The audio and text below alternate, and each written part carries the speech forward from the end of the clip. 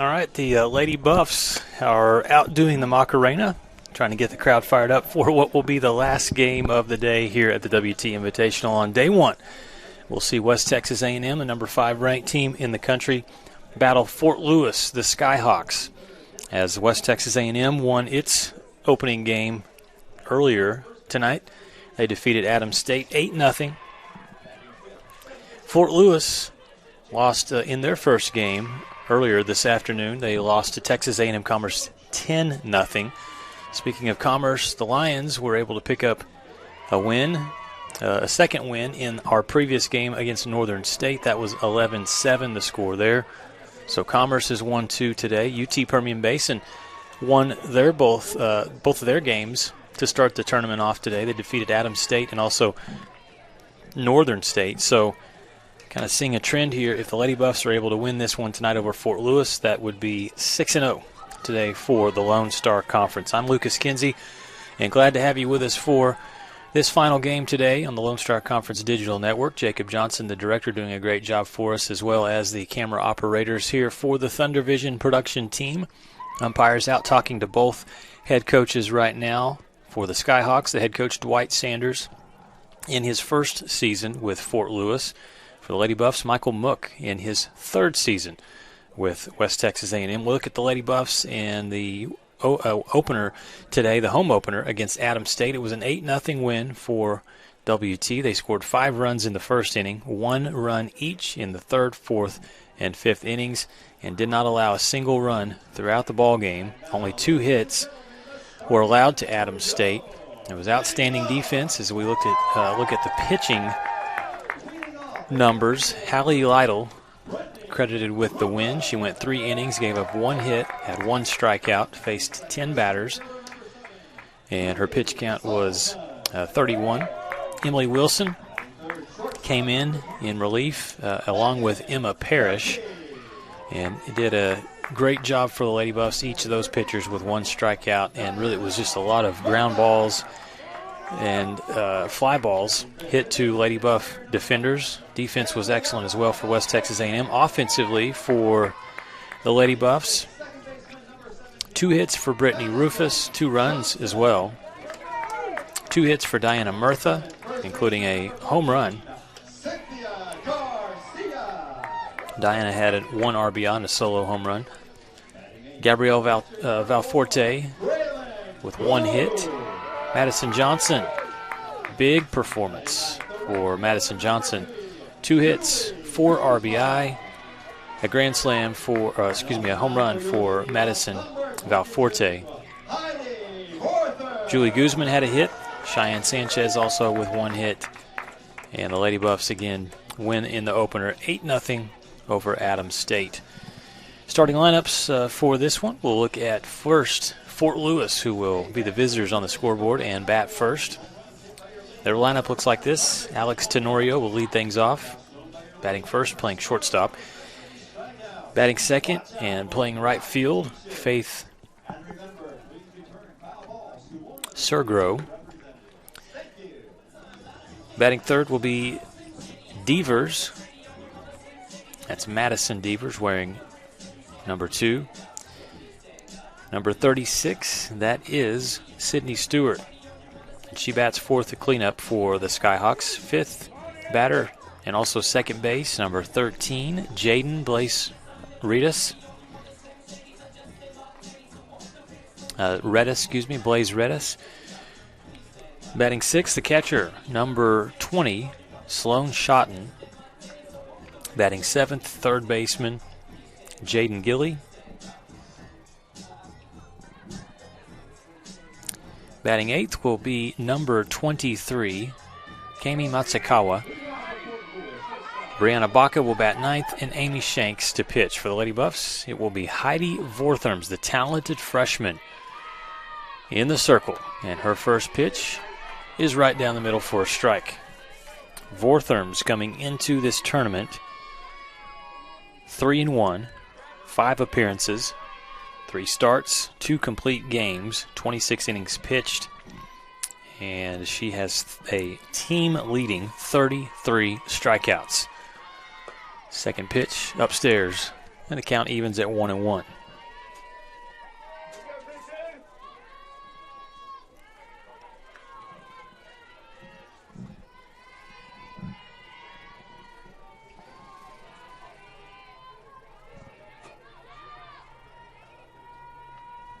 Wortherms sets, delivers, off speed, and fouled off there by Tenorio.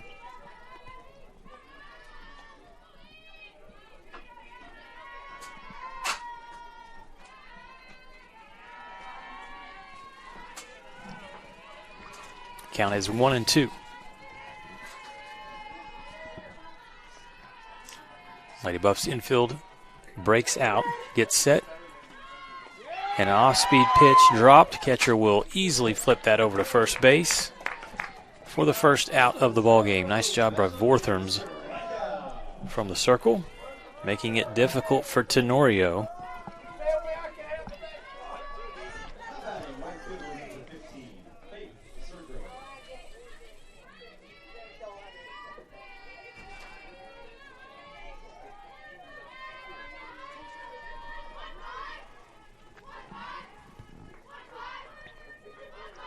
One out, and Wortherms delivers the pitch, foul back.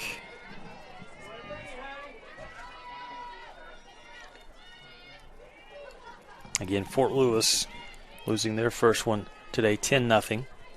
The Skyhawks still looking for a first hit. They did not pick up a single hit. 15 batters came up, and 15 batters were retired.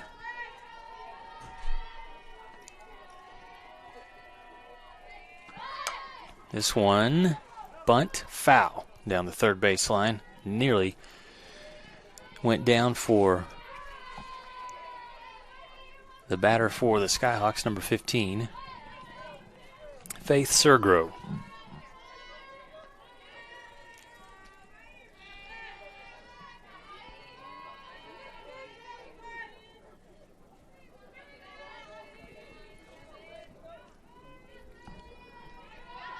Count 0-2. Wortherms throws it, and that one off speed is outside. Count now 1-2.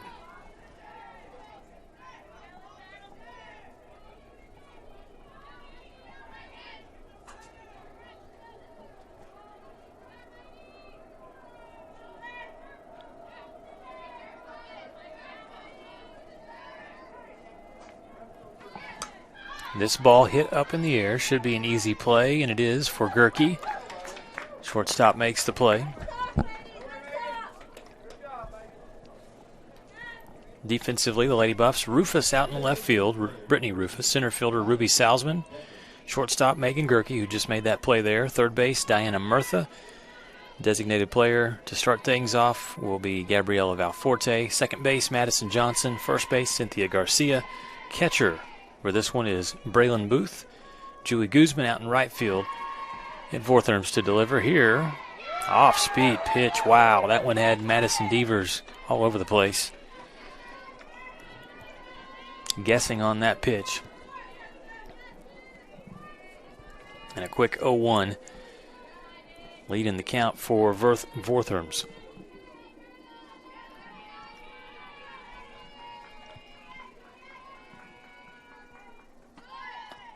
This time goes to the outside and again blows the pitch past Devers.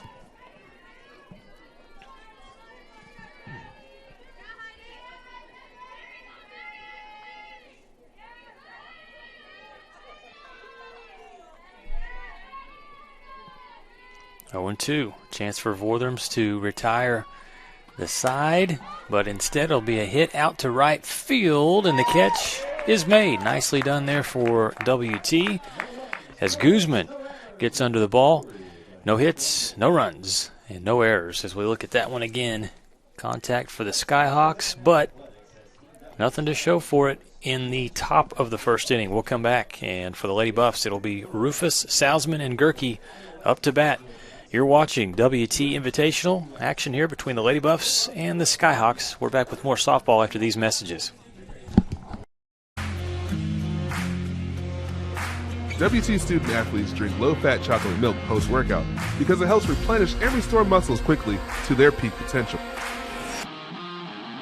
Scientific studies suggest that the immediate benefits of low-fat chocolate milk include boosted performance, improved training, and higher recovery rates in athletes. Add low-fat chocolate milk to your post-workout routine.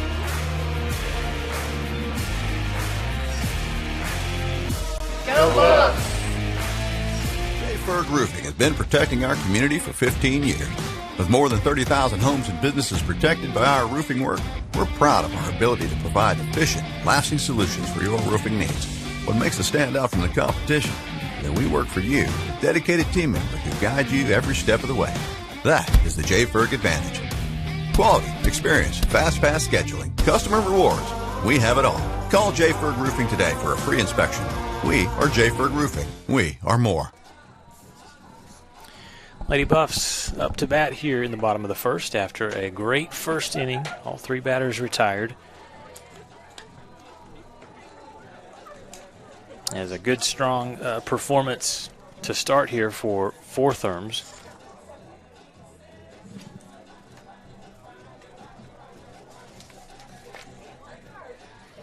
And that'll be a chance for Amy Shanks as she will pitch for Fort Lewis. Rufus to bat first for the Lady Buffs.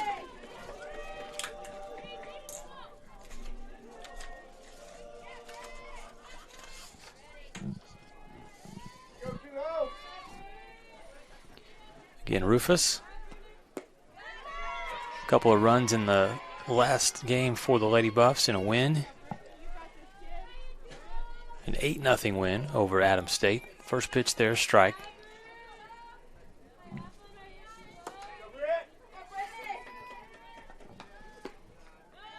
Trying to get the outside corner on the second pitch. Misses. Count evens at 1-1.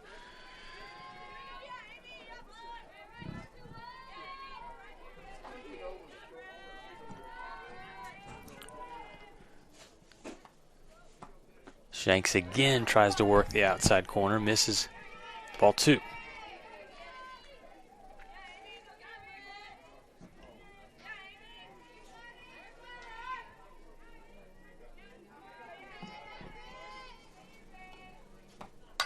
This time, bat on ball, and it's a hit over the left fielder's head. Rufus has got the speed. She's going to round second. No hesitation. In for a sliding triple. And a great job leading off things for the Lady Buffs. Rufus, let's see it again.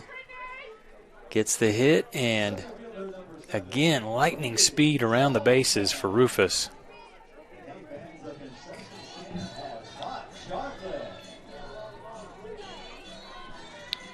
So that's a good way to start things for West Texas A&M.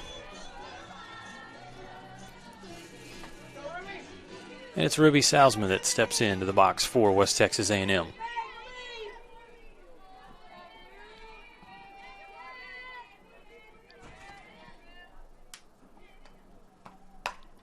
Ripped down the line. That is going to score a run. Salzman drills that pitch for a stand-up double. And the Lady Buffs on the board first, 1-0. I mean, this ball was hit and hit hard. Watch out over there on the third base line. Big-time play for Salzman. The RBI. And just like that, it's a 1-0 lead for the Lady Buffs. Brings up shortstop, number 27, Megan Gerke.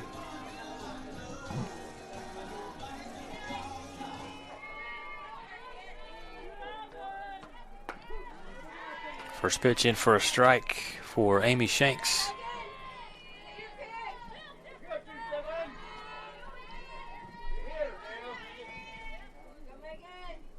Runner on second. Gerke chases that one low. Good pitch from Shanks, and the count in her favor at 0-2.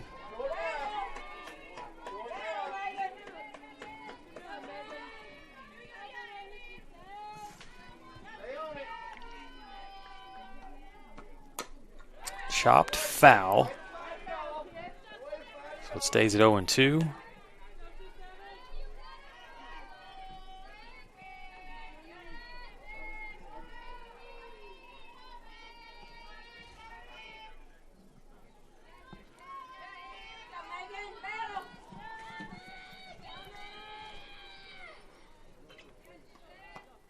The delivery, ooh, that one you could hear it from up here. Fastball up and inside, and it hits Gerke. So hit by pitch sends her down to first base.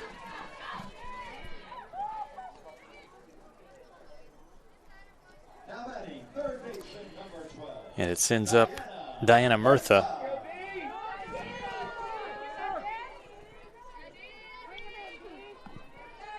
With the score 1-0, and Amy Shanks on the mound for Fort Lewis. Up to bat is Murtha. First pitch low and outside.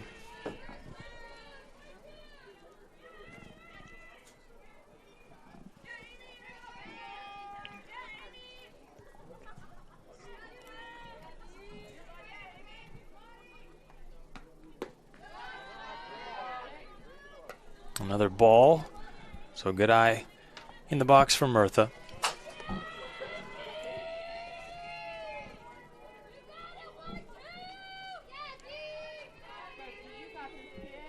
Runners at first and second. Gerke's at first.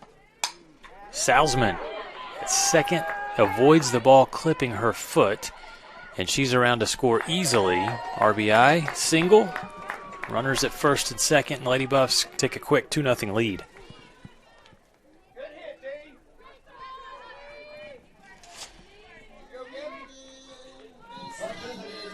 Look at this one again. Just almost got the foot of the runner.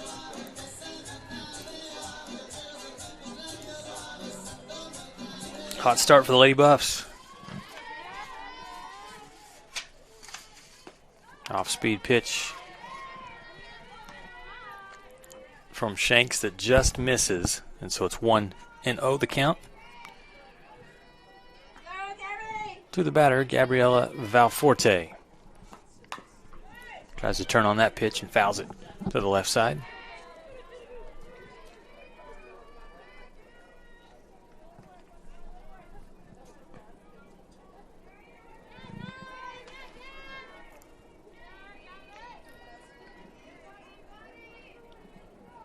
Count even at 1-1.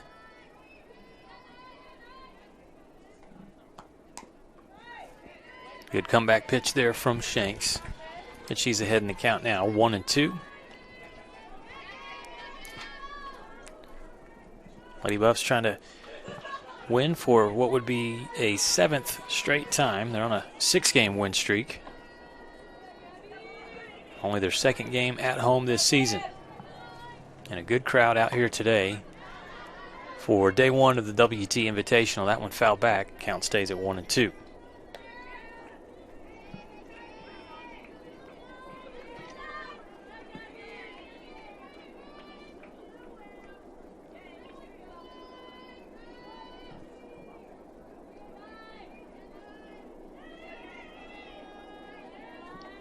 Shanks throws and misses inside and low.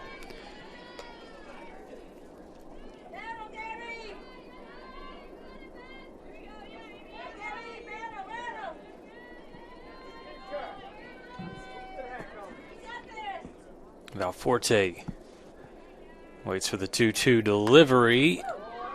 He was on that one, just missed. Fouls it down the left side.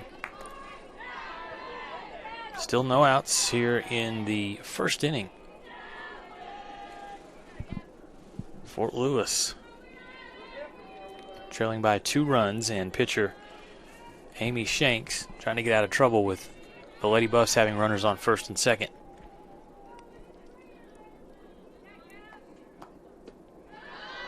Tries to come back to the outside and misses, and now the count runs full.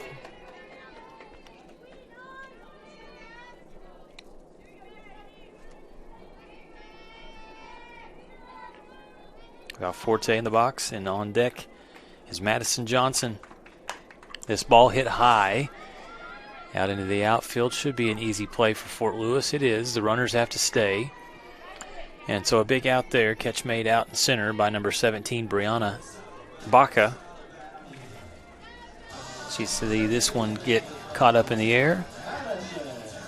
And the Skyhawks collect the first out.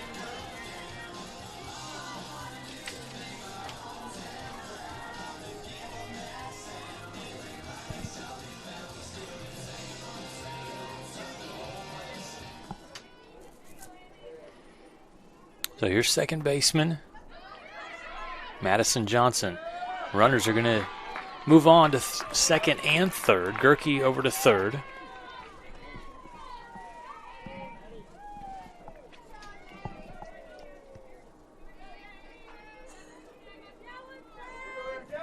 And over to second is the pinch runner number 12. Or excuse me, that is the third baseman, Diana Murtha.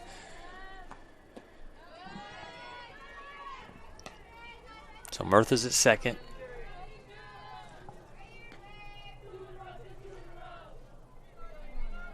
Gerke is at third. And Madison Johnson, the right-handed batter, in the box ahead in the count 2-0. Slaps that one down the left side, foul.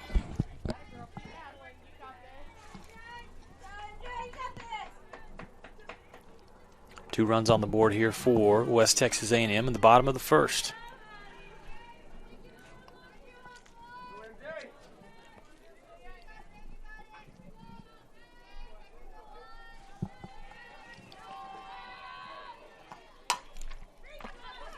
This one, the throw home, and a nice play. They get Gerke out at the plate. The catcher makes a good play. Schotten catches it and makes sure that tag is underneath. Prevents the run. See it here again. Good throw from third base as well. Just get that tag down in time. And so 2 outs now. And up to bat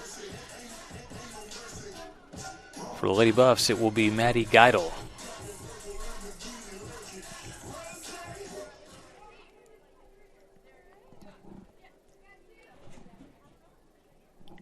She will come in and hit for Cynthia Garcia. Geidel coming into the tournament was hitting .500. Couple of hits.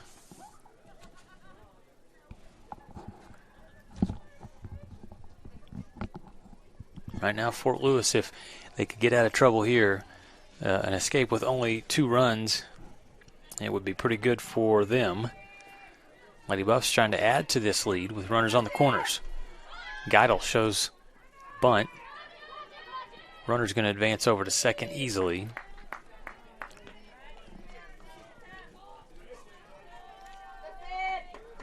It's Madison Johnson over at second.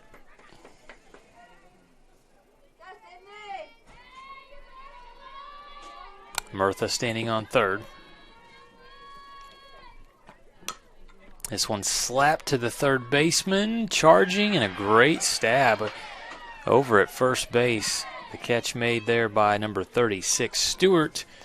And the Skyhawks get out of trouble. Just 2 runs to show for the Lady Buffs, but a quick 2-0 lead for West Texas A&M as we head to the top of the second. We're back with more softball action after these messages on the Lone Star Conference Digital Network. When you choose natural gas, chocolate chip cookies get a little tastier. Homes get a little cozier. Bank accounts tend to put on some weight. Towels get fluffier. Showers stay hotter for longer. And our blue planet gets a little greener. When it comes to choosing energy that's clean and efficient, nothing else could be more American. Atmos Energy, your natural gas company. Jenkins Doors and Windows began serving the Texas Panhandle in 1927, and we take pride in being a part of your neighborhood. We don't use false promises or gimmicks. We simply offer quality doors and windows at a fair price, and we stand behind every sale. Jenkins is family owned and operated, and proudly continues the traditions of quality and excellence that started over 80 years ago. Call us at 372-4336 or stop by our showroom at 820 West 6th and let our knowledgeable staff help you pick out the perfect doors and windows for your home. Welcome back to Schaefer Park as we get set to start top of the second inning. Fort Lewis went down 1-2-3 in the top of the first. The Lady Buffs get 2 runs in the bottom of the first and take the 2-0 lead with Fort Lewis.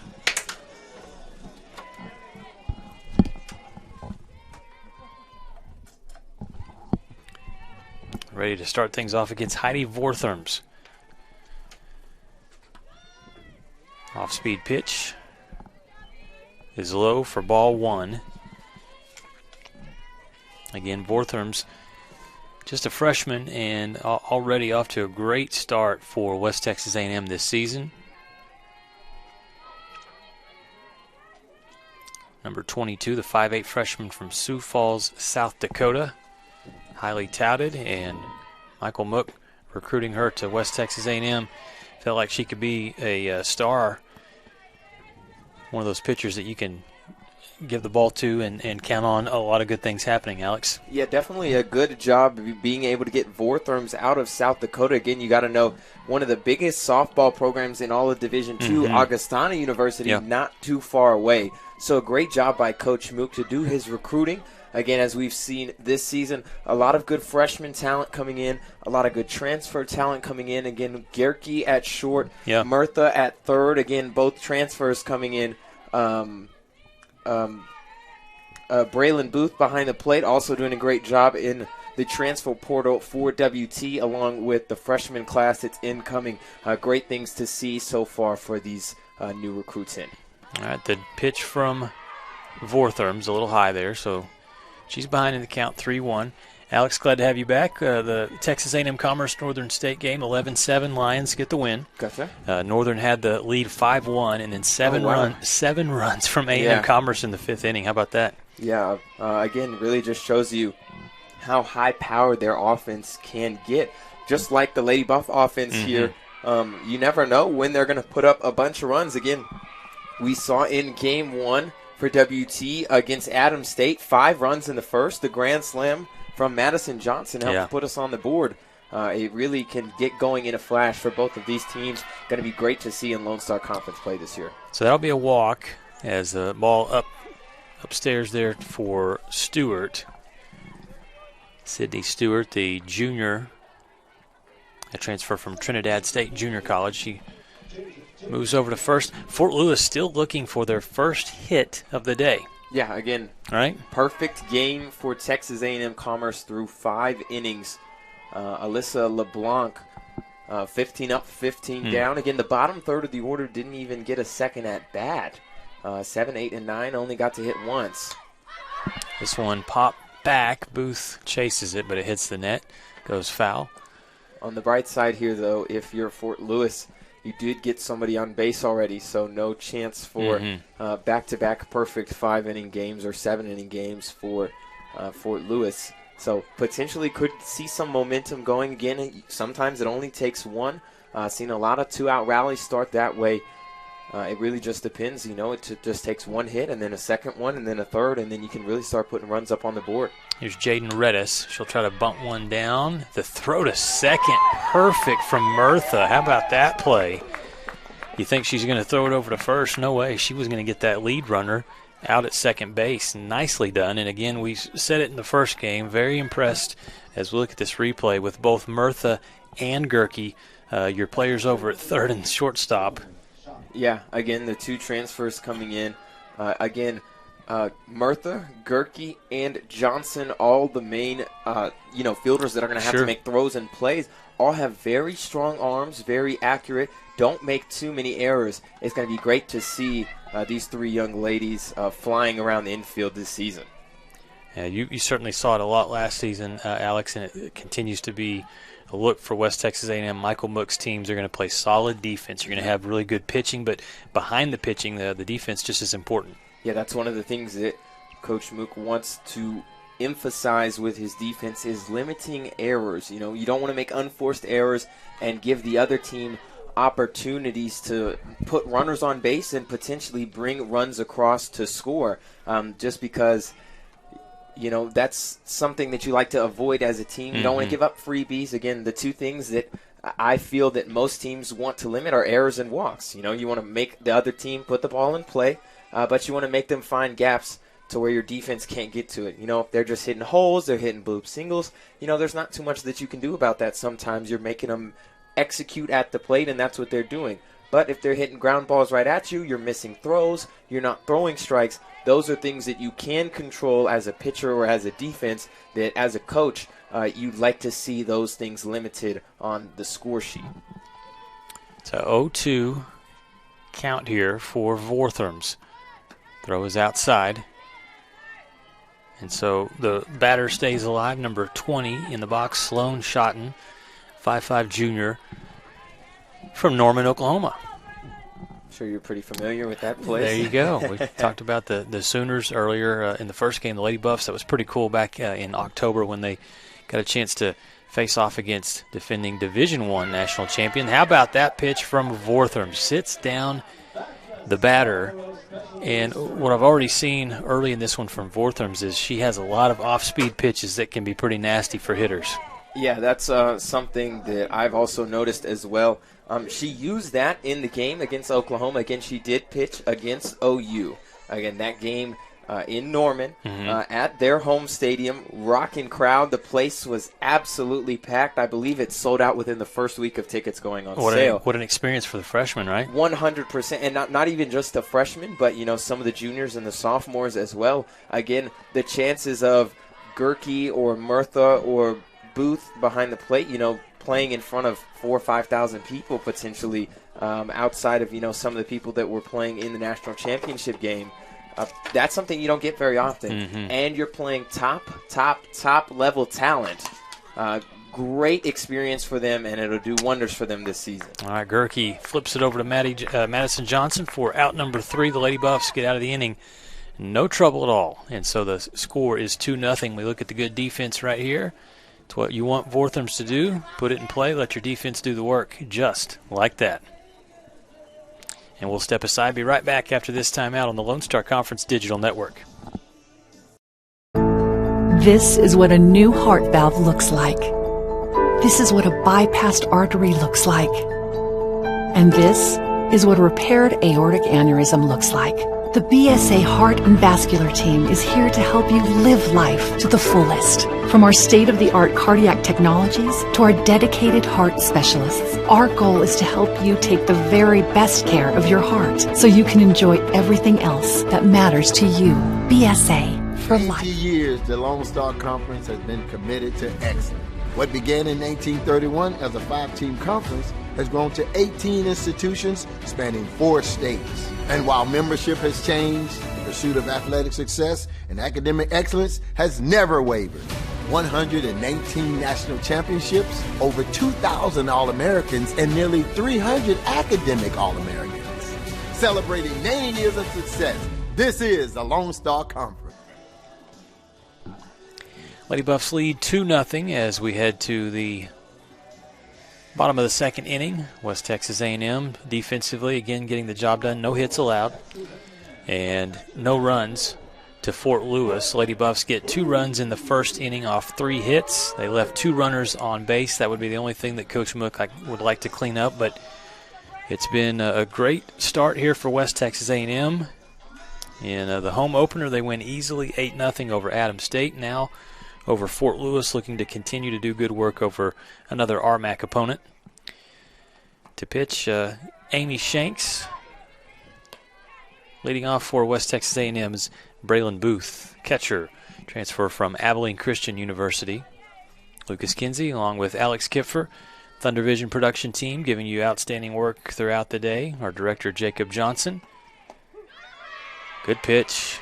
In for a strike on the inside corner there. Again, Booth for the Lady Buffs this season, .385 hitter, 13 at-bats, 5 hits, a couple of doubles, 4 RBI. Big swing on that one, but got out in front of that pitch a little bit. Yeah, that's something that sitting back on a fastball will do to you sometimes. If you're ready for a fastball, your timing is for a fastball. You're way late on the changeup like that. A great job there from Shanks to get Booth out in front. This time, Booth gets one through. Single past the shortstop. And a great job there to get things started in the bottom of the second inning. That is the 4th hit for the Lady Buffs. We'll see it again one more time. Pitcher didn't have a chance to get it, and the shortstop late coming over. Yeah, as you see in the replay there, it looked like Booth kind of reached for it again. It looked like she was ready for the fastball again, but this time not as anxious, able to sit back and load up And then once she recognizes it through the front part of her step that it's going to be off speed, she's able to throw her hands out late and get a nice reach and hit it right back up the middle. Okay, we'll have a pinch runner here for the catcher booth. Julie Guzman set to come up for the Lady Buffs. Pinch runner is number 3, and that is Malaya Delphine, the sophomore out of San Diego. Saw her in the first game, which is a win for the Lady Buffs. Just getting word in that tomorrow, as we tell you, we've got a lot of games coming your way tomorrow, and the start time for UT Permian Basin and Fort Lewis will be, instead of at 8:30, pushed to 9:30. A little extra sleep for the Thunder Vision production crew. We like that, right, Jacob? Guzman in the box here for West Texas A&M. Her first at-bat. Chops this one foul down the third base line. Delphine at first does have good speed.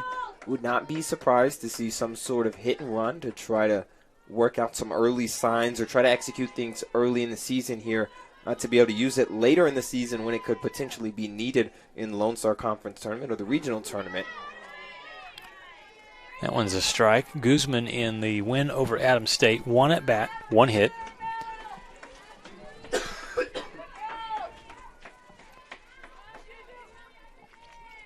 She's behind in the count here, 1-2. Ooh, that was close to a strike. Just a little too inside on that off-speed pitch. Runner advances over to second as Delphine. We'll see it here. Good jump. The throw was close, but sliding in safely. Yeah, just like I was mentioning, Delphine, good speed, just this time the straight steal. Something that we'll probably see WT do a lot of this year again as they try to be really aggressive on the base pass. Again, a lot of speed at the top end of their order, with Rufus and Salzman. And then a couple of extremely fast pinch runners, Delphine going to be one of the first up off the bench to pinch run in a situation like this. And as we see here, the speed paying off, swiping second.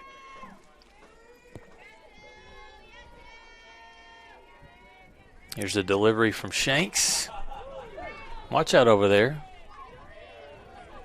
Fouled down off the third base line.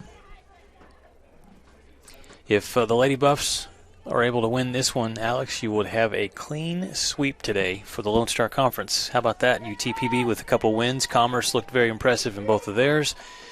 And to you and I, it's not much of a surprise in terms of no disrespect at all to these teams from the RMAC. Or if you're Northern State from their conference, but the Lone Star Conference has some very good softball teams. We know that. Yeah, a lot of tough teams. And again, last year UTPB, not one of those teams that was at the top of the conference the whole season. They're much improved. They definitely have improved a little bit. You know, their offense has started to get going again. Julia Bumford. 4 home runs in 2 games today. They put up 12 runs in both games. Again, just an outstanding performance from UTPB, Texas A&M Commerce, and WT in the first game today.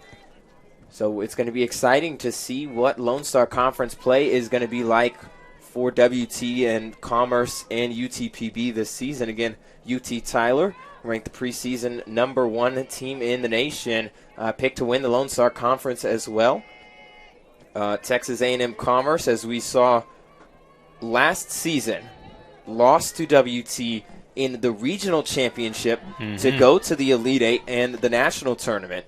And then moving on from there, Oklahoma Christian has a very good team just about every year.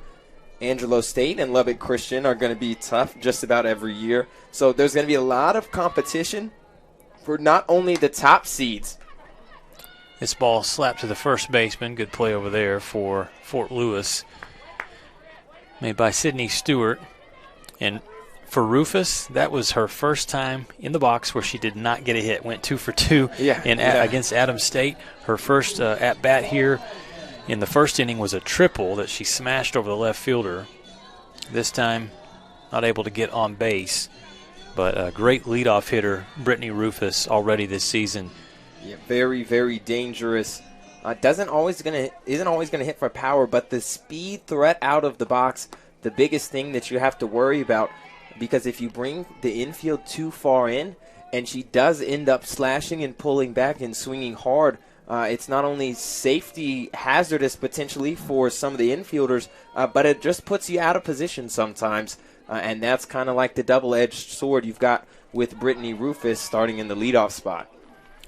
Salzman, in her first at-bat, hit a rope down the third base line, and that was able to score Rufus in. So she's looking for another hit here.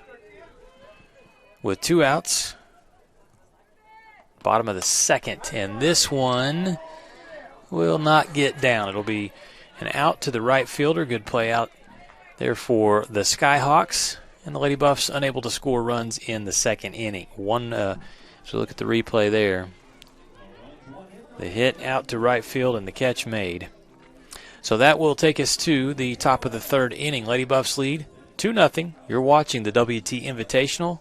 The Skyhawks and the Lady Buffs here on the Lone Star Conference Digital Network. We are Carpet Tech, and we are family. More than carpet cleaners, we're a team. Diving right in, not afraid to invest in our work and each other.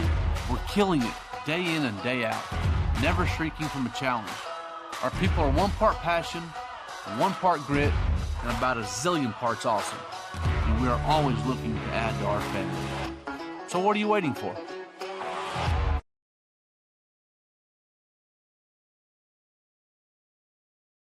For 90 years, the Lone Star Conference has been committed to excellence.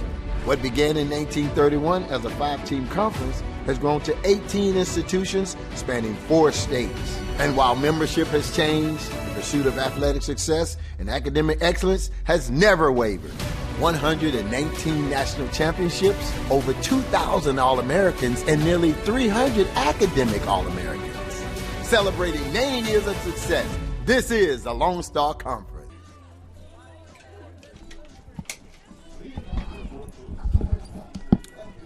Lady Buffs unable to get runs in the second inning, so we head to the top of the third with the score 2-0. And at bat for Fort Lewis, Matsukawa, the left fielder.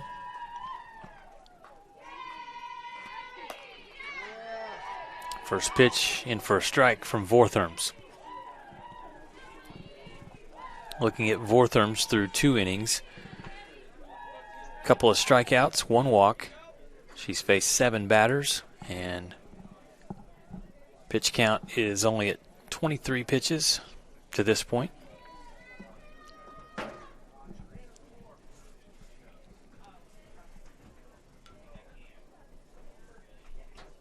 Meeting at the circle for the Lady Buffs, and Matsukawa steps out.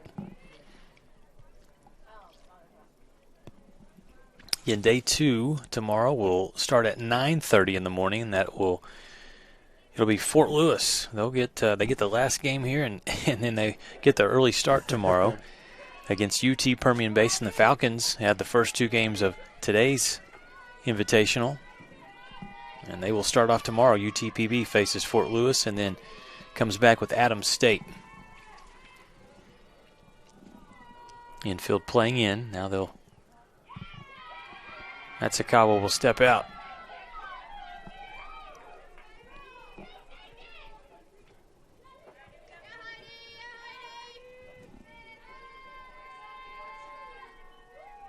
Now Vortherms is ready. And it's a bunt back to the pitcher. The throw to first is out. What a rifle there. Yeah, great job. The key there for Vortherms, again, ranging to her left if we look at the replay.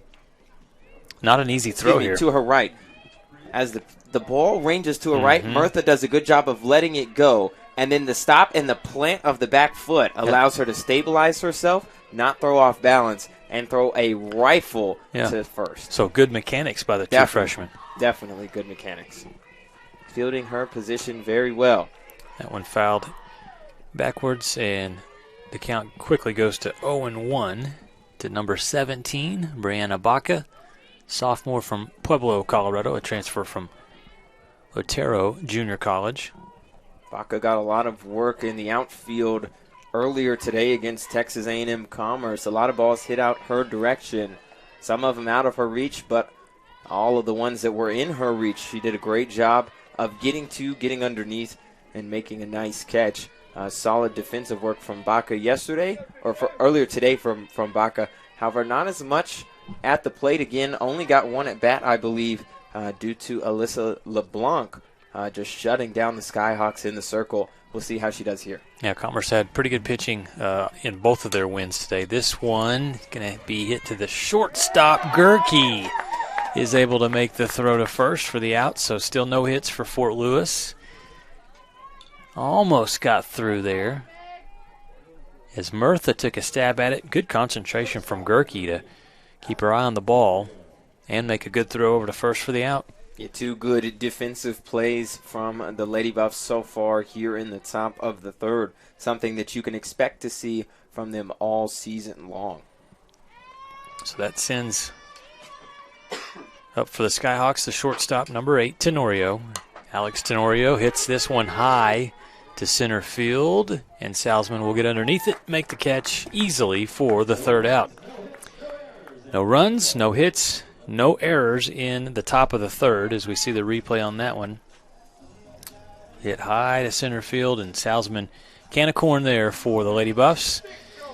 We'll head to the bottom of the third, 2-0 lead for West Texas A&M. Back right after these messages. It's got the looks, the style, the performance. Your new car is everything you always dreamed of, and now it's here. First Financial Bank was happy to help put you behind the wheel with a new car loan at a competitive rate and fast, friendly, local approval. It's service that just comes naturally to us, much like a love of tradition comes naturally to you. First Financial Bank, you first. Member FDIC.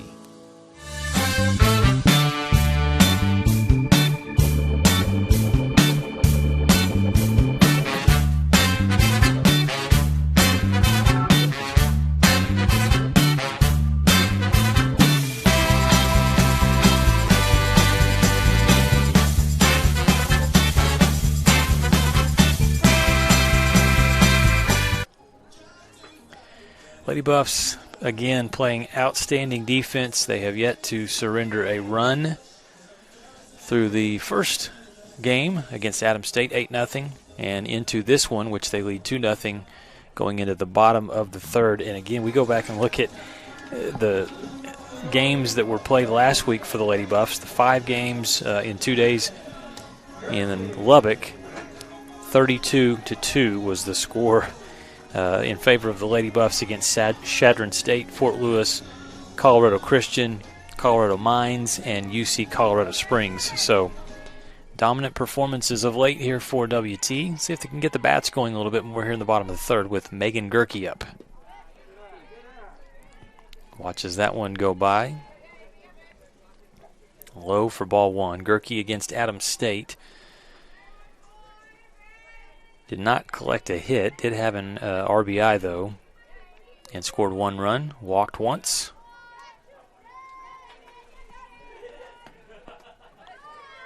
And she goes around on that one to even the count 1-1. It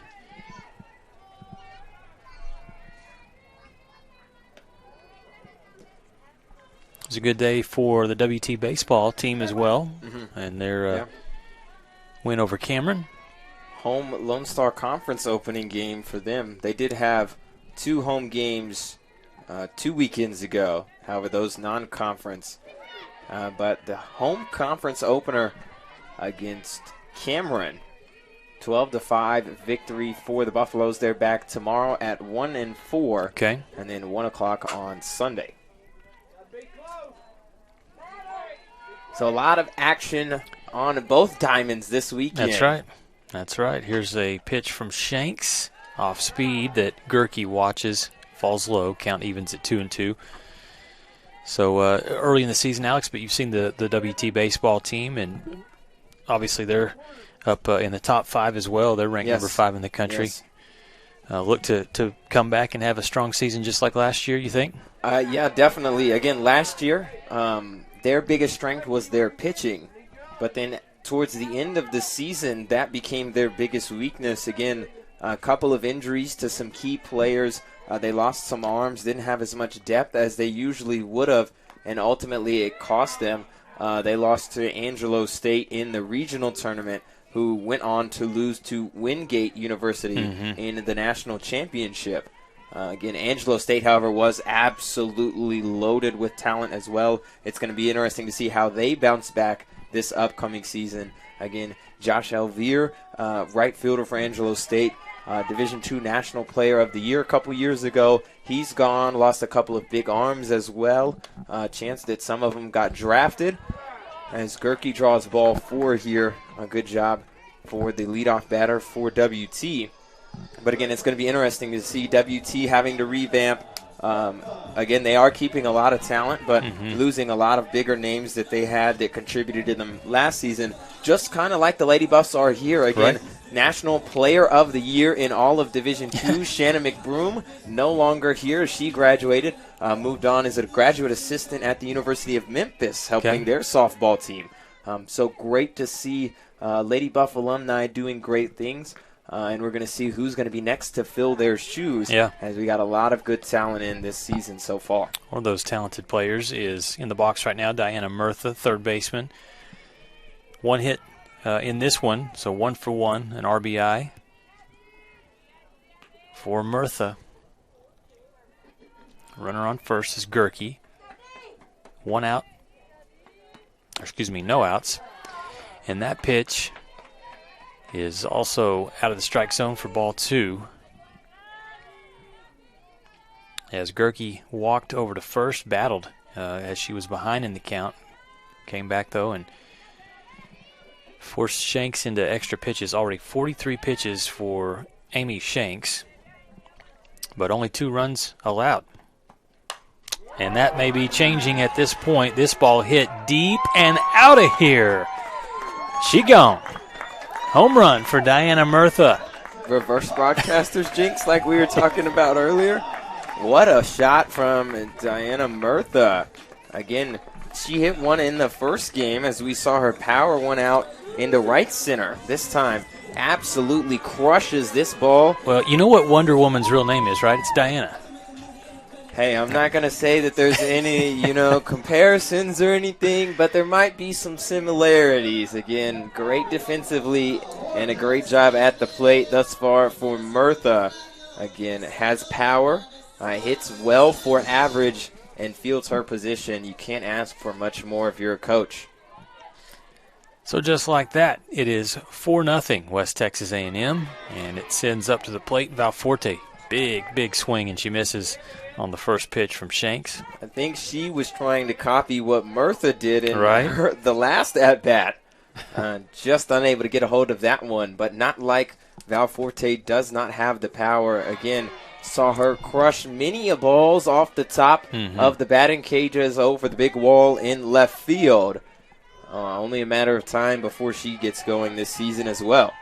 2 good pitches from Shanks as she's ahead in the count 0-2. Fastball is rolled down the first base line, and that will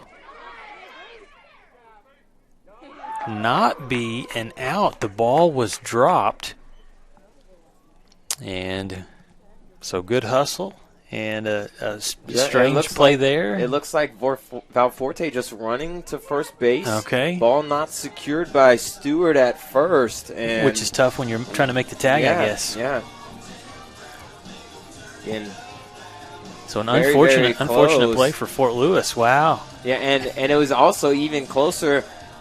The second baseman was very, very close to being able to pick up the ball and touch the base.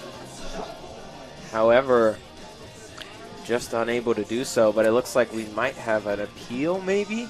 First base umpire is getting chatted up down there. We'll see.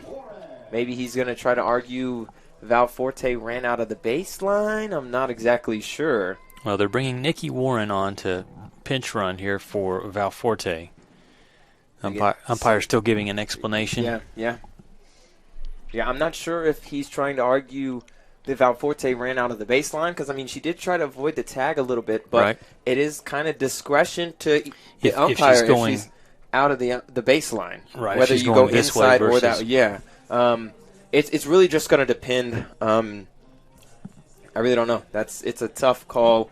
I used to do some softball umpiring myself at a smaller level, again, high school, middle school, and you don't see things like this happen as much at that level. You get them every once in a while. Never had any fans heckle you, right? Oh, never, ever in my life, never once. That doesn't happen. It's actually worse the younger they get, surprisingly. Here's the pitch, and it is a strike to Madison Johnson, the second baseman. And again, Warren pinch running at first for Valforte, a good speed threat. Freshman from Orangevale, California. Only 5'3", but very quick. One of the first runners that you usually see as she takes off here in easily at second. Yep. Picked the right pitch as well. That one way outside from Shanks. But again, like I've been mentioning, WT quick on the base pass and going to be very, very aggressive, especially early in the game, to try to make sure that they can get their lead early and often. That's something that we've seen them try to do in most of their games, and when they're successful at jumping out to an early lead, they usually keep it. That pitch gets past the catcher, and so runner able to move over to third easily. Warren. Now a great scoring opportunity here. Lady Buffs 2 runs in the first inning, and now 2 runs here in the bottom of the third. Madison Johnson, talented second baseman, settles in and rips this one to right field, making the catch and then the throw to home plate. Too quick and scoring is Warren, so an RBI, sacrifice RBI there for Madison Johnson. And as we look at the replay here, Johnson able to hit this one just deep enough into the gap. And a good job there from Madison Johnson. Again, that's something you'll take an out for if you're West Texas A&M. Puts another run on the board for you. And again, no outs. You get a walk. Then you pinch run. Stolen base, pass ball. You're in scoring position at that point. A base hit, a sacrifice fly. Starts to move runners up, get some runs across. And you can't ask for much more. I mean, again, a home run would be nice. Sure, but like she did in the first game. Correct. A grand slam, perfect. 2-run shot, perfect. But in a close game with tough pitching, later on down in the middle of conference play, sometimes a sacrifice fly is all you can get. And execution like that is very key to winning games late in the season. Greason slaps this one to the left side and is going to be thrown out at first base for out number 2. Back to Madison Johnson today. She now has 5 RBI in the 2 games. Yeah, incredible job from Johnson thus far. Again, was a big hitter for the Lady Buffs last season as a true freshman. Started off bouncing around in certain spots in the infield. Finally found her home at third base with Alex Cordell, the senior, locking it down at short. And then showing how versatile she is, able to move to second this season. As it's been a great job for Johnson transitioning from year 1 to year 2. Look to see her continued success this season. Single out to left field there for Braylon Booth, so she's on base now. And it brings up Julie Guzman again.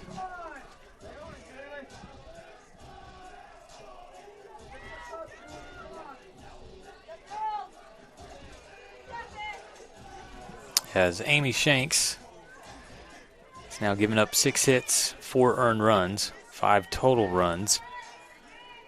And this will be her 59th pitch. Slap to the third baseman. Good throw over to first.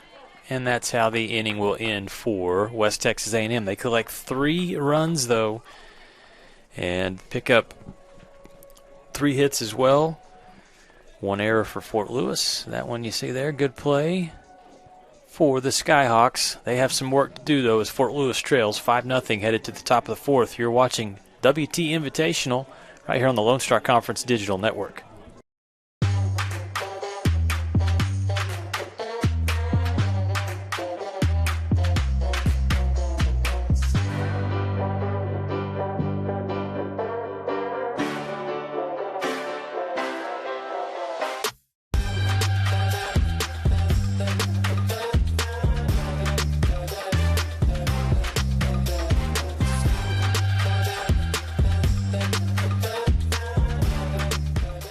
joints begin to fail, it's more than an inconvenience. The relentless grinding pain slows you down and can even stop you from doing the things you enjoy in life. At Physicians Surgical Hospitals, our skilled orthopedic experts are using advanced robotic surgeries to get you back to being you sooner with a less painful recovery. We're doing more than restoring joints. We're restoring lives. 5-0 the score. West Texas A&M leads over Fort Lewis College, the Skyhawks, as Fort Lewis will have up to bat in the inning. To lead off things, it'll be number 15, Faith Sergro, followed by number 2, Madison Devers, and then the cleanup hitter, number 36, Sydney Stewart. It's been a good performance to start things for the Lady Buffs defensively. And we will have a pitching change now. Vortherms pitched and did a great job through 3 innings, didn't allow anything. And now she will get a breather and get a break, and it will be Emily Wilson's turn, number 19. So kind of the strategy for Michael Mook on day 1 here pitching is just keep everybody fresh. 3 pitchers pitched in the first game, the win over Adams State. Wilson making a second appearance today, and her first pitch in for a strike. Go back to the win over Adams State. And Wilson pitched 1 inning, had 1 strikeout, and did not allow anything. No hits, no runs. The batter for the Skyhawks, Sergro, step out of the box and watch that one for a called strike. Behind in the count, 0-2 quickly. Yeah, Wilson, something that she does very, very well is she throws strikes early and often. Again, not going to walk too many people unless it's a super tight strike zone or she's just struggling, has an off day that, everybody has. But for the most part, she's going to throw strikes, force you to hit the ball, and then does a great job of changing up speeds and locations to keep hitters off balance, as we've seen in Game 1 today. And the short appearance that she had against Adams State, I'm sure we'll see it here again against Fort Lewis.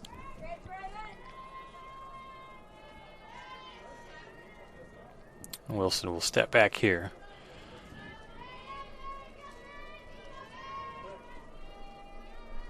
A valuable experience last season for Wilson on the national championship team. One of several talented pitchers on this squad. And that will be a strikeout. Ring them up for Emily Wilson. As she gets Sergro swinging and gives the Lady Buffs their first out here in the top of the 4th. Due up now for the Skyhawks is Madison Devers, a freshman out of Peoria, Arizona, a transfer from the University of South Dakota. Wilson, fastball. That one hurt. Fouled right off the foot of Devers. Never fun, especially when it's cold outside. Sting those a little balls more. Sting just a little bit more. Yeah, again, if you can't feel your toes, though, and it's too cold, it's not going to matter. It's not going to hurt. So there's like a fine line between how cold you want it to be. It's like pros and cons. It's so cold you can't feel your feet. Well, might be a little bit too cold, but if you foul one off your foot, it's going to be all right, And if it's not that cold, you have a little bit better body motion and function, and you can feel all your toes, but that means if you foul one off your foot, it's going to hurt that much more. Right now, just checking the weather, it's 36 as it feels like 33. The fortunate thing is that here in the Texas Panhandle, the wind's not blowing, and it really hasn't been blowing all day. It's been nice. We have really good weather. I know. It's too late now. No, I already it's jinxed. I already knew the forecast for tomorrow. It's going to be windy tomorrow. Yeah, that's definitely what we've heard. On the bright side, though, this weekend, Saturday and Sunday, highs in the low 70s, mid-70s. So it'll be better throughout the day. Again, the mornings in the Panhandle usually always pretty cold around this time of year, especially with the wind. You're looking upper 30s, low 40s on a good day. But on the flip side, as Johnson makes a nice catch here, as we look at the replay. But on the flip side, warmer days coming up this weekend. Sure. I think the high on Sunday is 75. I'm excited. I can wear short sleeves all day. I mean, spring is coming. 2 outs now for the Lady Buffs after a strikeout and then a pop-up to second base. Wilson making quick work of the Skyhawks here in the top of the 4th. That's a good first pitch strike. Into first baseman, number 36, Sydney Stewart.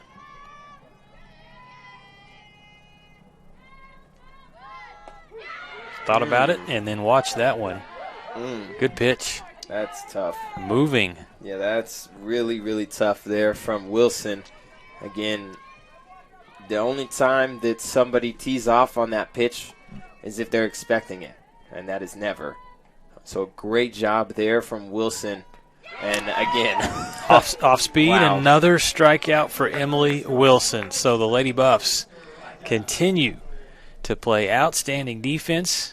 No hits for the Skyhawks through 4 innings, and the score 5-0. Lady Buffs will head to the bottom of the 4th, due up for West Texas A&M. We'll see Brittany Rufus, Ruby Salzman, and Megan Gerke after we step aside for a quick timeout here on the Lone Star Conference Digital Network.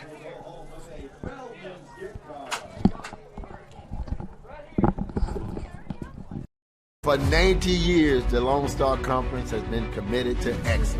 What began in 1931 as a 5-team conference has grown to 18 institutions spanning 4 states. And while membership has changed, the pursuit of athletic success and academic excellence has never wavered. 119 national championships, over 2,000 All-Americans, and nearly 300 academic All-Americans. Celebrating 90 years of success, this is the Lone Star Conference. When you choose natural gas, chocolate chip cookies get a little tastier. Homes get a little cozier. Bank accounts tend to put on some weight. Towels get fluffier.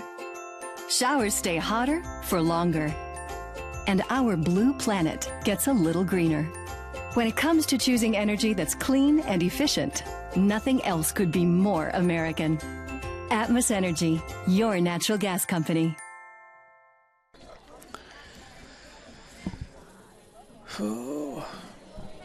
Welcome back to Schaefer Park. Score 5-0. West Texas A&M leads over Fort Lewis. We're still up, Alex, right? On game number 6 of day 1 here at beautiful Schaefer Park. Been a fun day. Still basketball season for West Texas A&M for the Lady Buffs and Buffaloes, and already now baseball, softball, track. We got a lot of exciting things around the Lone Star Conference. Again, you've got a couple of defending national champions on the track team. Again, Zeta Swoops doing a great job in the field division of track and field. Pretty fast runner as well, right, on the men's side? Yeah, there's that one guy that went to the Olympics. He's not too bad, I guess, either, Benjamin Azamati. And then Butari as well. I'm not even going to try to say his last name. I probably will butcher it. But also national champion for WT, surprising national champion, a great late push to able to catch again. That's why you never give up in a race again. So multiple national champions. And then some people who got very, very close again. Tyron Lewis does the 60-meter hurdles for WT. Again, was like 100th of a second away from being a national champion. Would have been the first national championship in track and field for him. And I mean, a lot of great things going on around Buff Nation, again, between track, between softball, looking to defend their national championship, men's and women's basketball looking to come back again. The Buffaloes just recently off of a second-place finish on the year last season. Again, lost a couple of people. Again, Quay Grant moving on, JoJo Murray moving up to the D1 level. Again, great to see those things from those guys. But again, WT trying to bounce back just like the Lady Buffs here. Yeah, they had the first regional rankings this week, and the West Texas A&M men, you talk about all those players that were lost, they're second. They're ranked second in the first regional rankings. Lady Buffs also in the mix, ranked sixth. The interesting thing for West Texas A&M on the basketball side for the Lady Buffs is they're in the driver's seat now in the conference race up at the top with 11 wins and just 2 losses in conference play. And they got to keep winning out, obviously, but a chance for Josh Brock's team to win a regular season Lone Star Conference championship in his first season as head coach. Yeah, great job by Coach Brock so far this season. Again, you lost a couple of key players on the Lady Buff side as well. Lexi Hightower, one of the best three-point shooters to come through the Lady Buff program. As we look at a quick coaches meeting to see if it was a bunt attempt from Rufus or a swing. If it's going to be a swing, since it was foul, she will be called safe, as that's what the home plate umpire seems to have ruled. Okay. But again, going back to the Lady Buff basketball program, again, you lose Lexi Hightower, she goes Division I. You lose Braylon Dollar, she goes Division I. Again, a lot of talent that had to be replaced on both the men's and the women's side, as this one is down and too fast. Just too fast. That's so tough. What happens is Rufus is so fast, the defense knows it, that the throw is maybe rushed, and it's off just a little bit. I mean, even still, though, if the throw's on time or on point on accuracy, it's just really tough. She's so fast out of the box. Very, very quick acceleration to get to your top-end speed. And just excellent, excellent base running skills from Brittany Rufus and good execution at the plate. Again, Rufus is a sophomore out of Mansfield in the Dallas area. Again, one of the transfers that we got this past season with Rufus, again, was not with WT last year, going to be filling a big spot. Again, Mick Broom, one of those players, the leadoff guy at the top of the order for the Lady Buffs last season, hit over 500 for the year, National Player of the Year, all as well, drove in a bunch of runs, could hit for power and hit for contact and speed. Rufus, more of the speed part, as we see her take second here easily, no throw. But again, that's one of the players that you have to have in your lineup. Again, she knows that she's not a power hitter. Well, she sets the table. Exactly. She's not a power hitter, so you know that you're not going to see her hitting balls out in right field, over the scoreboard, onto the batting cages. But she is an expert at what she does, and that is getting on base. This ball fouled back by Salzman. And speaking of Salzman, again, if you have an expert at getting on base and taking bases, moving up into position, putting an expert run scorer, an RBI person right behind them, can hit for power, can hit for contact as well, does a great job of setting the tone early like you were talking about. Oof. And potentially driving in runs. If that one is about a foot to the right, easy run score for Rufus, another player in scoring position for the Lady Buffs, as they could continue to try to put up run after run with this incredibly deep offensive lineup. Salzman 1 for 2 in this game tonight against Fort Lewis, and nearly had that one. If that's fair, Rufus is around and scoring easily. Here's the throw from Shanks, and it is fouled back. So still ahead in the count at 0-2, but Salzman is on the ball. She's close. Just takes one. Mm-hmm. That's all it takes. Again, flashback to October. WT playing OU in Oklahoma. Top half of the fourth, OU leads 1-0. WT bases loaded, 2 outs. And Salzman almost did that right there. Get out. No, it hits the wall and stays in, but Rufus is going to score. Had to make sure that catch wasn't made. And so Brittany's around again with her pal Ruby Salzman knocking her in. Just like we were talking about, an expert at scoring runs and an expert at getting on base with the base paths. As we take a look at the replay. Yeah, Salzman. We see Rufus racing around third here, easily scoring, didn't even have to slide. And then Salzman in at second. But like I was saying, again, flashback to that OU game. Again, bases loaded, 2 outs. Salzman under a ball by maybe a centimeter, half an inch, somewhere in there, super small range. Put one to the warning track, back up against the wall for out number 3 would have put WT up 4-1 against the defending Division I national champions. So again, all it takes is just one ball sometimes, and Salzman can be the one to do it for sure. All right, we're going to have a pitching change as Amy Shank's evening is done. After 3 innings, 8 hits, 6 runs, 5 of those earned, and nearly 70 pitches thrown. So we'll take a quick timeout, come back, and continue things here. Lady Buffs lead 6-0. We're back after these messages.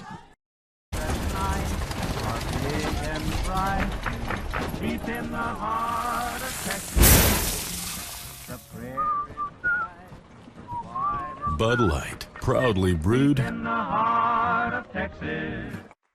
Choosing the right countertops for your kitchen can be tricky. Nowadays, there are hundreds of colors, patterns, and textures and materials that range from natural to engineered stone. Marble Depot is here for you throughout every step of the process. And yes, we do have a lot of options that might make that decision a little harder, but we're also going to ask the right questions so that you get the most out of your investment. So come by our showroom and let us help create what you've been dreaming of.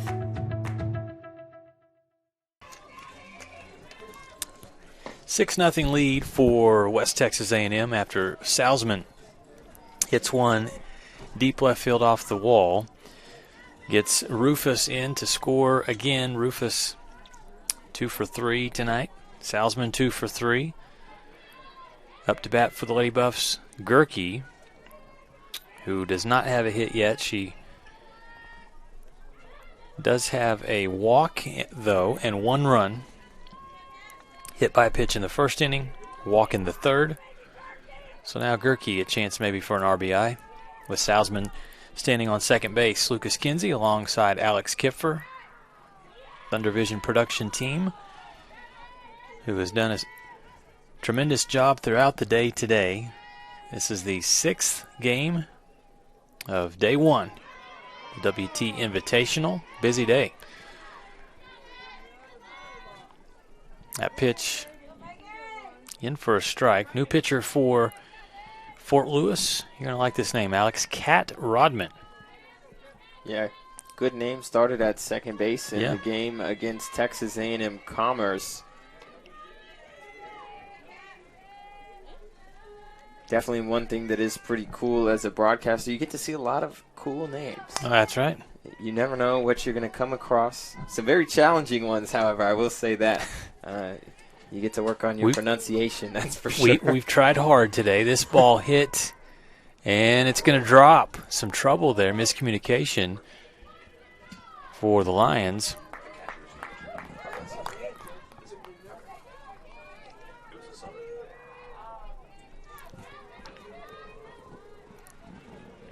So new pitcher for the Skyhawks. Also, new catcher in for Fort Lewis. There's a look at that last play there. Just 3 players all around the ball, but nobody able to come up with it for Fort Lewis.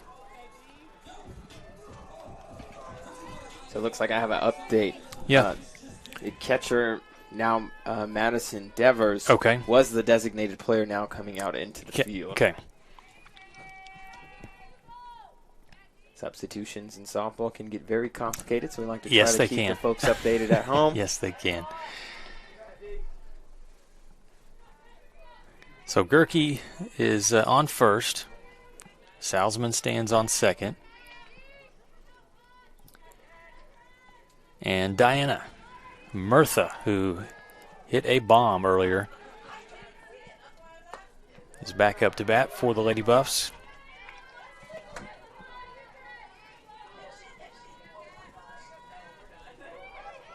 Not paying attention, and the Lady Buffs take advantage. The runner, Salzman, gets over to third. Look at this. Yep, pitcher was out of the circle, and so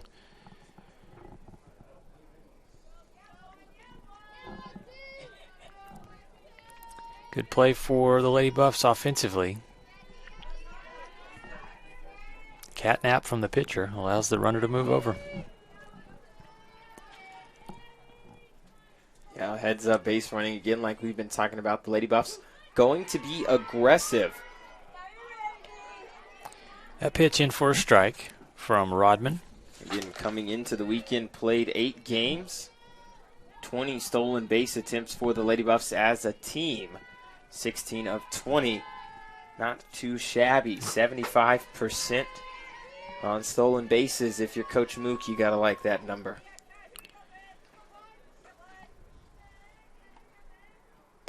Pitch is outside. Runner is going, and the throw awkwardly kind of half thrown and then thrown down to third base. But yeah, it looks like it was going to try to be a back pick from Devers there to Salzman at third.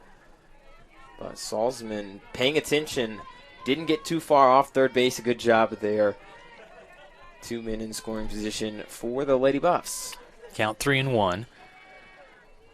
Murtha today in this game, 2 for 2 with 3 RBI. And she fouls that one back. I think she wanted another chance at that one. Saw her a little bit visibly frustrated. And she might have been a little bit late or a little bit underneath it. Could have had another home run today. Again, she does have the power. A solid hitter in the middle of this Lady Buff lineup. We've seen 2 shutouts today. One from Texas A&M Commerce over Fort Lewis. One from the Lady Buffs over Adams State. WT working on another one here. The ball gets past the catcher. Salzman scores. And Murtha rounds first. The throw made. And that's going to allow another run. So there's your 2 runs for the Lady Buffs. And not sure why that throw was made. Yeah, you gotta be heads up. Here's the replay as we look at this. Pass ball. So you're going to get the runner from third to come home, but the mistake after that was that extra throw being made as we look at this one.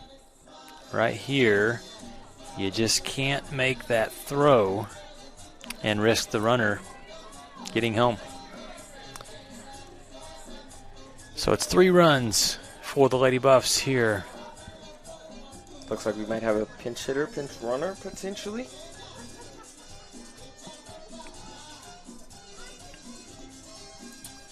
Gabriella Valforte. The next batter up for West Texas A&M. Maybe not. Still no outs. Oh, this is Valforte re-entering after the pinch runner for her earlier the previous inning. Exactly. Again, as you can see, it can get a little bit complicated at home. Something that is very different that sometimes we have to get used to. Again, going from baseball to softball is you can re-enter once in softball. Right. You can't do that on the baseball field. So once you get the pinch hitter, it's you're out. Yeah, you're out. So or a pinch runner, you cannot come back in. That is one of the things that is great about softball is you never know what you're going to see. Coaches can get very, very, very creative on who comes back in, who doesn't, the particular rules and ways around things on how you can get somebody to come back in for somebody else and then get them to come back in later in the game. And ooh, that ball on a laser, but watch foul. Out over there. They hit that one over in the bullpen area. 8-0 the scores. We look at the hitting summary. Lady Buffs 9 for 19. That's .474. Meanwhile, Fort Lewis still hitless. 0 for 12 in this game. They were 0 for 15 in their first game against Texas A&M Commerce. Credit the Lady Buffs defensively, though. The pitching and the defense behind the pitcher has been stellar from the Lady Buffs today, particularly in this one. Here's Rodman's pitch. It's up and outside.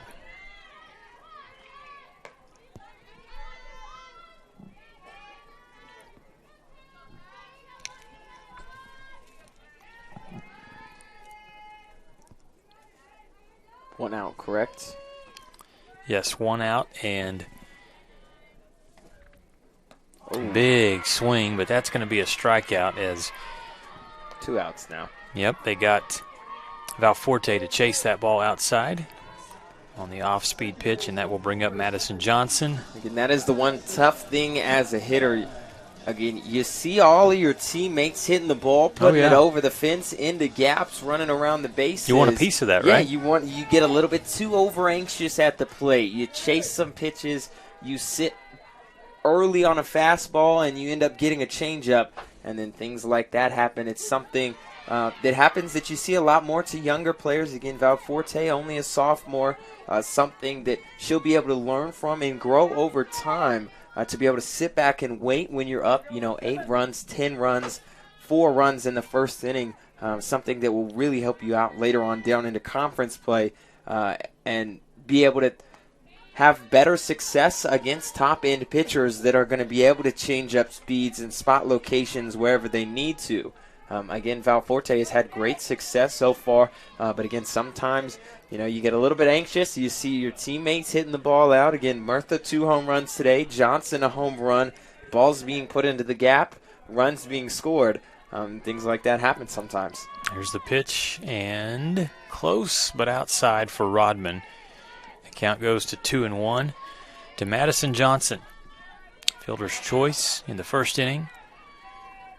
Sacrifice fly, RBI in the third.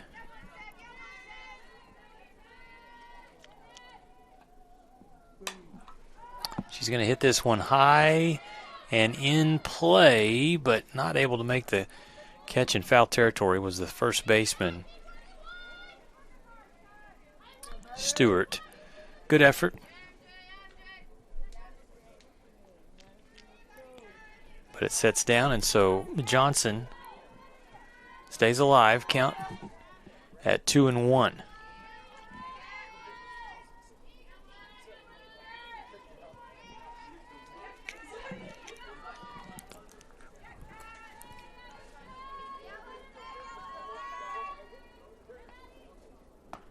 Rodman. That one from our vantage point, it looked like it was maybe a strike. That's a good pitch. Again, if you're... Johnson laid off of it. Yeah, again, if you're head coach Dwight Sanders for Fort Lewis, you're okay with that miss. That's the perfect spot to miss. Low and outside. It's not over the middle of the plate. You're not above the zone or in the dirt. That's a chase pitch and a great eye from Johnson there. Well, Rodman misses on that pitch, and so that sends Johnson down to first on the walk. Rodman wanted that one. Needed it with... the Skyhawks trailing 8-0. And we will see next up for the Lady Buffs, Sydney Greason. Pinch hitter, also plays first base.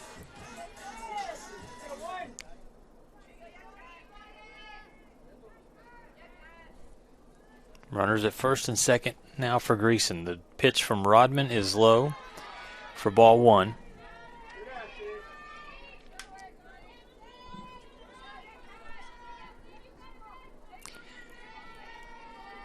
And Greason, local product, 5'7" junior from Amarillo.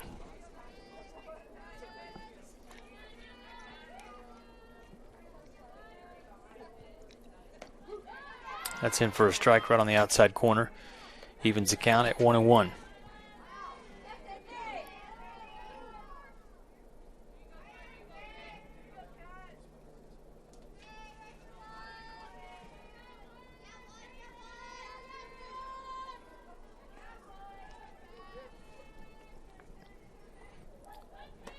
Another good pitch from Rodman. Working that outside corner.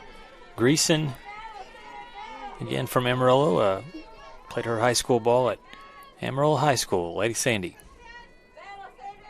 Something else that's pretty cool to see. WT has some good local talent. Again, Greason, Lytle up the road at Bushland. Kyra Lair from Canyon High School. Again, always nice to see some hometown products, and it's always good because then your parents get to go to all the games. That's right. Well, there's always strong support from Buff Nation. Definitely. With this program, and a couple of the fans saw bring some blankets for this one out there. A few.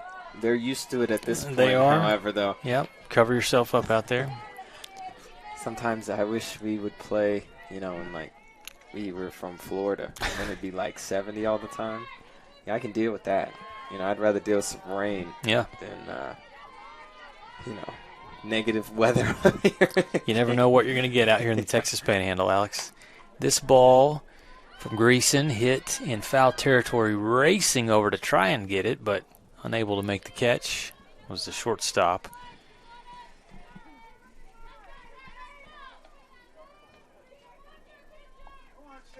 That was Alex Tenorio. Good effort. So the count is evened at 2-2 to Greason.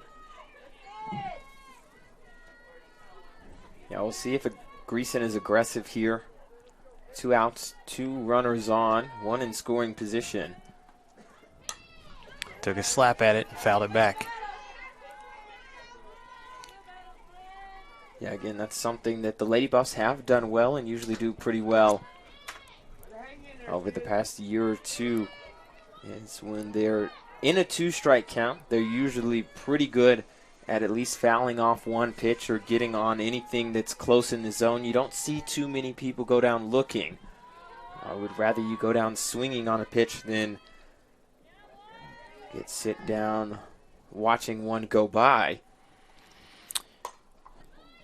Close, but again turned on that pitch and fouls it back behind the Lady Buff dugout.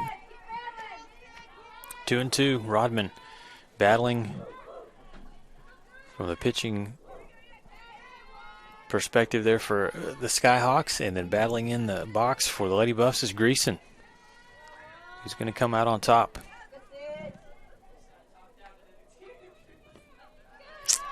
That one misses on the outside, and the count runs full.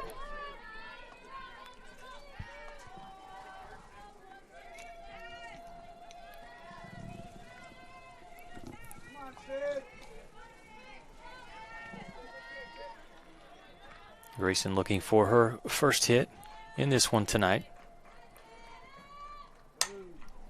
Fastball, fouled off.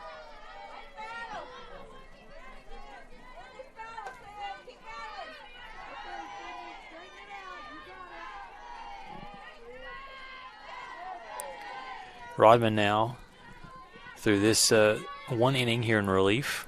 A couple of strikeouts, 1 walk. She's allowed 1 earned run. And that one is going to be over the shortstop's head. Going to score 1 run.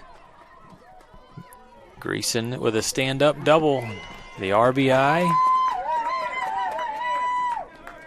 The inning continues on here as the Lady Buffs have runners on second and on third. As we see the replay here, that pitch just left right over the middle. Greason able to take advantage of it. She saw enough of them, huh? Yeah, I definitely saw enough pitches after that at bat. But got to give credit to Matsukawa in left. Was able to get to it and cut it off in time to prevent not only a second run from scoring, but to keep Greason at second. Here's the catcher, Braylon Booth.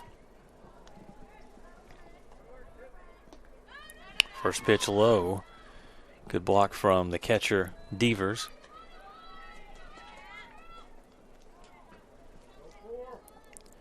Lady Buffs, 2 runs in the first inning, 3 runs in the third, and now 4 and going here in the bottom of the fourth,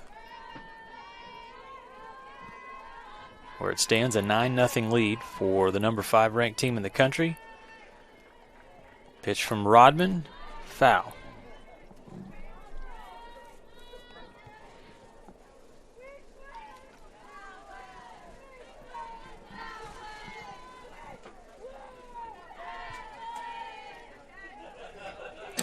The action tomorrow will start at 9:30 from Schaefer Park. The Falcons of UT Permian Basin will take on these Fort Lewis Skyhawks. That pitch is up and out. 4-2.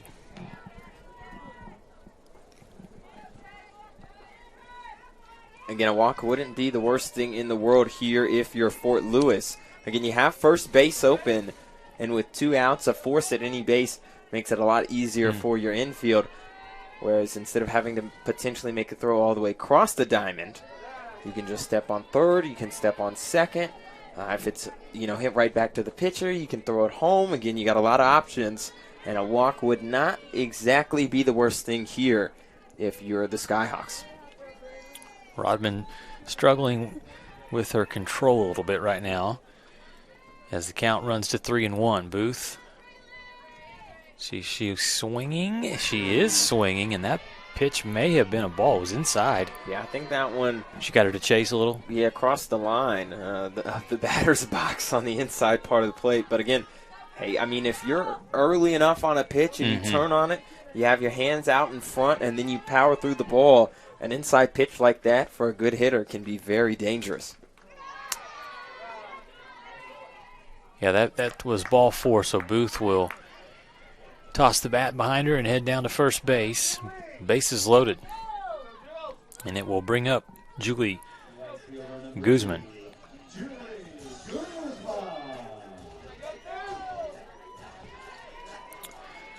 Guzman tonight, 2 at-bats, no hits, 1 strikeout, and a ground out to shortstop in the 3rd inning. So it may be her time here.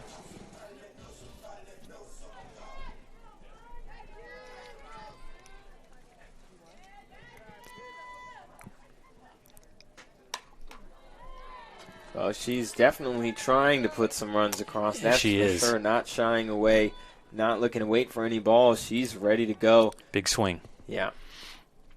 Just a little early, and so she fouls it back.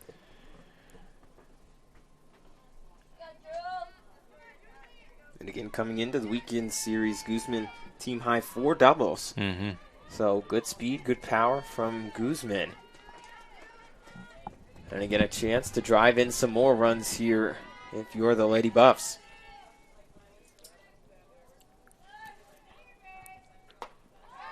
Did she go around?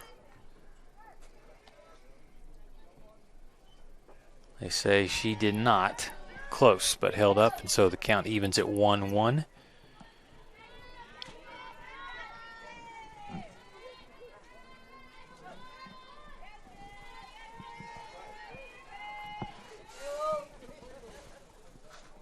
Rodman will step off, and they'll call time. Fort Lewis will talk things over. And what has been a troublesome inning here for Fort Lewis. Lady Buffs scoring 4 runs to bring their total to 9-0 over Fort Lewis. Yeah, I'd kind of keep the Lady Buff offense in check through the first 3 innings. Again, only gave up 5. 2 of them off the home run from Murtha. Again, Salzman almost put one out as well. She ended up coming around to score. So a fairly good job to start the game from Fort Lewis, but the back-end pitching seemingly struggling here with command as WT has really been able to take advantage of it. That, however, called strike 2 to Guzman.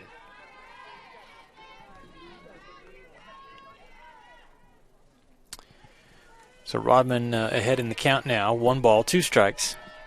Lady Buffs, the runners on second and third. And Julie Guzman with a swing that is going to be caught. Great catch by Rodman, and then she doubles up the runner at second base. So the Skyhawks will get out of the inning thanks to an athletic play by Kat Rodman.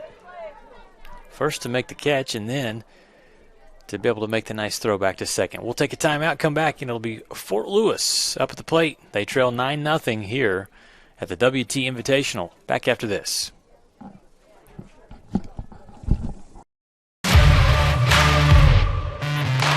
We're there to serve, make sure we're creating a fair atmosphere for both teams, upholding the integrity of the game. I chose to be an official. It's the best decision I've made. In life, things aren't scripted. Games aren't pre-scripted. You know, I got into officiating because my father was an official. Officiating was part of our family life. It wasn't just the game. Get to be outside, get to experience the game. It's so much more fun. You can get a lot out of it. If you're an athlete, we need people like you and translate those skills to officiating. It helped me become not only a better official, but a better person. It happens in every town, in every game. We never have a perfect game, but the rewards always outweigh the negativities. And it's just been wonderful.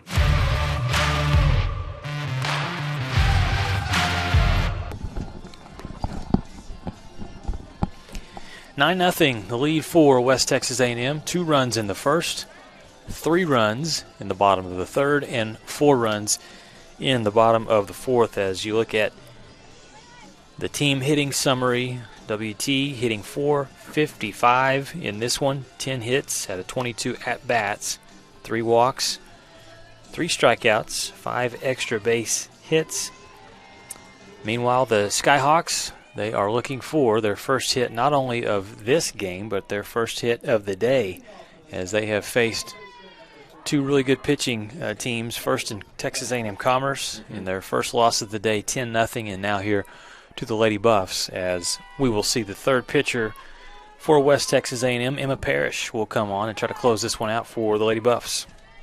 Yeah, Parrish came in the bottom of the 5th inning in Game 1 here for WT against Adams State. Closed out that game in an 8-0 run rule. Retired to side 1-2-3. Again, not a save situation here for Parrish, as this one's under the glove. And there's going to be Jaden Redis, who will get on to first base. Good start for Fort Lewis. Again, it only takes one sometimes. Is that one a hard hit ball right under the glove of Garcia at first? But again, the middle defense for the Lady Buffs, strong arms, good range. Would not be surprised at a chance for a double play here. Batting for Fort Lewis, this is going to be number 7, Taylor Beeman, who is a senior utility player, catcher also from Las Vegas, Nevada. And she fouls off the first pitch.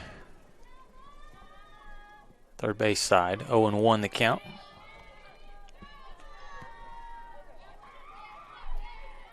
So Fort Lewis does have its first hit of the day now. Scary thing for West Texas A&M is in this one, 6 runners left on base.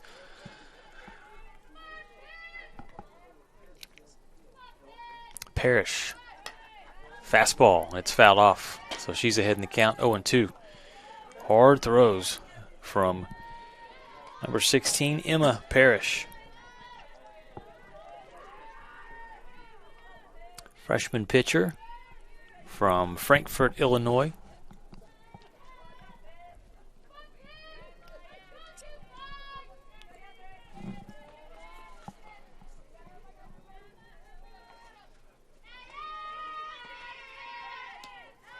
That ball thrown outside and low. Runner stays over at first. Lady Buffs trying to win for an 8th time this season. Their record right now, 7 wins, 2 losses. And they're currently on a 6-game win streak. Trying to make it 7.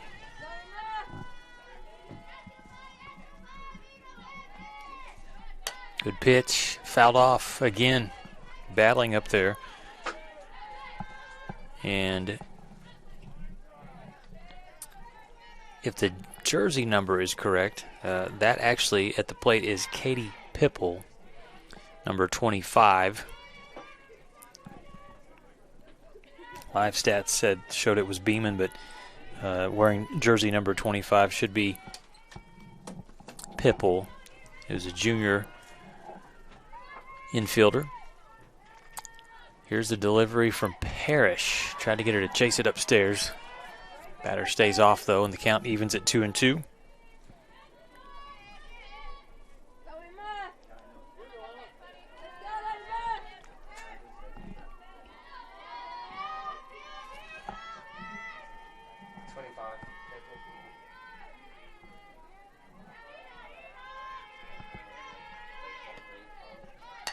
This one slapped to shortstop. The throw to first is out. Good play over there for Gerke to throw out the runner. Good decision made there. Going to first base the whole time. As you'll see here, Gerke Good stop. And makes the play. Yeah, that's a tough play to roll 2 on there if you're Gerke. A good decision to get the runner at first. Again, ranging to her right, away from second base. That ball not hit hard enough that she can get to it quickly. And then Pipple, the lefty in the box, quick to get out. A good job there to get at least 1. Again, sometimes you'd like to get the lead runner, but Pipple, the easier out to get there, especially with the potential of a runner often running with the pitch. Again, something that you're not always able to see until it happens. A good job there from Gerke to at least get 1 out. Jaden Gilly up to bat now for Fort Lewis. Pitch from Parrish inside for ball.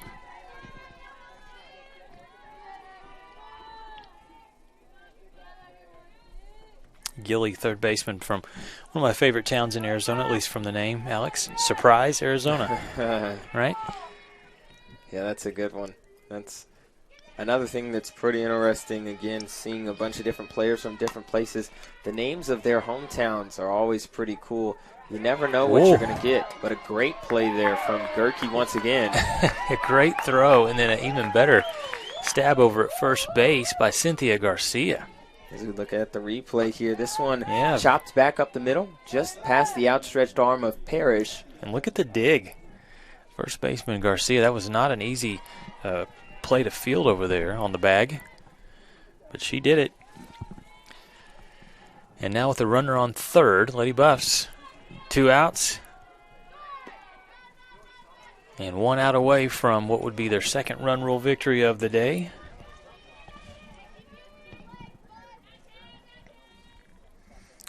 Catcher Booth will come out and have a visit with Parrish.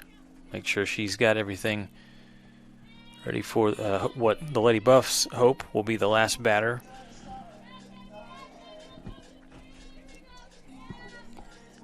And that is Kami Matsukawa.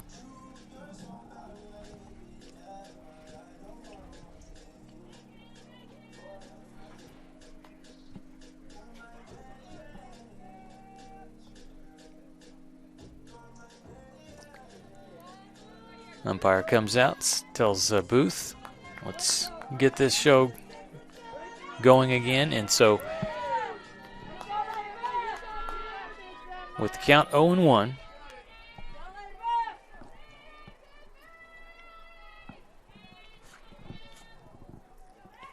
here's the pitch from Parrish. And it's a good one, so whatever was said by Booth seemed to work. Good pitch. 0-2. Sometimes that's all you need are some words of encouragement from a little bit more experienced player. I know Booth is a sophomore, but sometimes that's all it takes is somebody to have a little bit of faith in you, and just like that, you get the second strike that you need. Okay, so the count goes to 1-2. And now potentially 1 strike away. Matsukawa trying to keep Fort Lewis going with a runner on third. Skyhawks trail by 9. The pitch, and there it is. The strikeout from Parrish to set down the Skyhawks, who will finish the game with just 1 hit. And the Lady Buffs win it 9-0 is your final. Look at the hitting summary. Lady Buffs 10 hits out of 22 at-bats for .455. 1 hit for the Skyhawks on 15 attempts for .067. Great pitching performances for the Lady Buffs. Emma Parrish in relief, also Emily Wilson, and the starter. And getting the win for the Lady Buffs was Vortherms. So 2 wins for the Lady Buffs on day 1. They'll be back at it tomorrow. West Texas A&M Lady Buffs scheduled to play Fort Lewis again at 2:30. Actually, that'll be pushed back 1 hour to 3:30, and then in the final game, the Lady Buffs will have a 7:30 start against the Northern State Wolves. And Alex, you've got some baseball tomorrow as well. 1 and 4. Okay. Doubleheader at Wilder Park against Cameron University. Games 2 and 3 at home in Lone Star Conference play. for WT. But again, all these times pending the games before them finishing on time. Of course, again, projected starts for all of these games. You never know, right? Exactly. You never know what's going to happen. Again, this game tonight was supposed to start at 6:30, and we started about, 9:45? Well, it was a fun day of softball, that's for sure. A big thanks to our Thunder Vision production team. Great job by our director, Jacob Johnson. For Alex Kipfer, I'm Lucas Kinsey saying so long from Schaefer Park, where the Lady Buffs finish it off with a big 9-0 win over Fort Lewis. We'll be back with you tomorrow with a lot more softball and baseball action right here on the Lone Star Conference